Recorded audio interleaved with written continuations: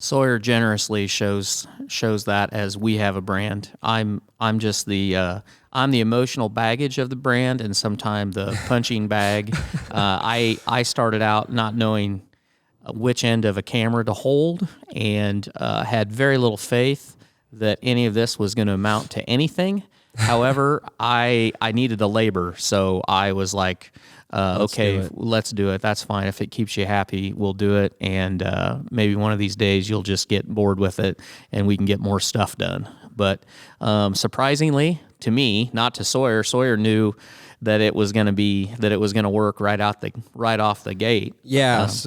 So to touch on that a little bit, I kind of was like, I saw the opportunity of social media because I saw so many people using it for good, using it to start their own business, using it to create influence. And it was kind of like, around the 2013, 2018 is when I graduated. So I grew up with social media and I just saw the opportunity with it.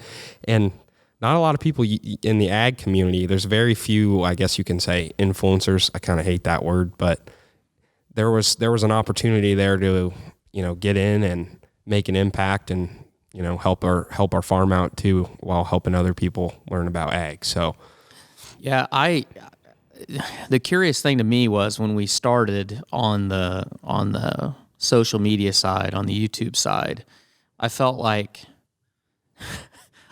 there was nothing about what we do on a daily basis that anybody was going to give a hoot about, because so much of our everyday lives is pretty mundane. The size of our to us, yeah. The size of our pigs change at any given time. Basically we've probably got a barn that's about ready to sell, or we're selling. We've got one that all our barns are wean to finish. So we've got one that we're probably either just getting weaner pigs or we're just getting ready to get them. And then we've got pigs that are somewhere in between. And so, you're power washing, you're loading pigs, you're walking pens, you're spot treating pigs. I mean, it's the same thing I've done my whole life. So to me, it didn't seem that interesting, but it blew my mind. The first videos that we did, which if you go back and watch the beginning, they were pretty horrendous. They were pretty crude. I didn't know anything. And I knew even less. So, but it wasn't so much the video to me, it was the comments that people would give us, which the vast majority of them are very positive. We don't get very many. I was actually surprised how few derogatory comments we get. I mean, we get some, and they're kind of funny. I kind of like them. I always want to reply to the really bad ones and just say, "Wow, you must have an enormous penis."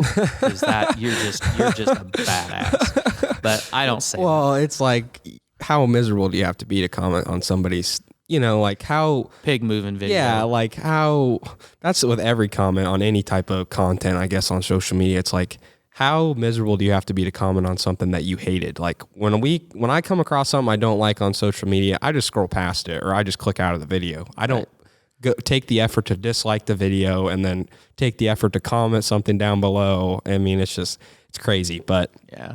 There's people out there like that. Yep, so. That's right. And I'm thankful that we're able to give them an opportunity to vent off all that negative energy, because it doesn't bother me. We can be the body bag. My shoulders are broad, so they have to be because I'm not very tall. So.